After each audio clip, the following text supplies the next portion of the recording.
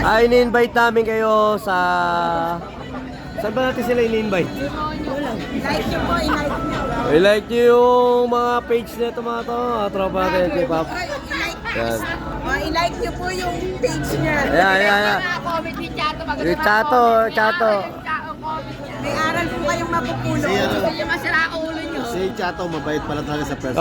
Mabait talaga sa personal. Wala sa ayos talaga yan. Wala na ayos. Kung gusto nyo, Buisit. kung gusto nyo makasundo si Chato, i-meet nyo. Yan. Napakatahimik yan, napakatahimik. Meet and greet po. Dito yung kilit. Next time, meron kami pinaplano sa sa 2026. Plano lang. Pupunta tayong Bicol, sasakay tayo ron. Sasakay tayo sa tren. Nag-aantay namin yung train papuntang Bicol para daw isang sakay. Sasakay na lang tayo lahat ha. Okay. Kaya ano yung mapunta ko kanina, di ba ba tapos yun? Malapit na. Punta ka lang ng Banlong Transit.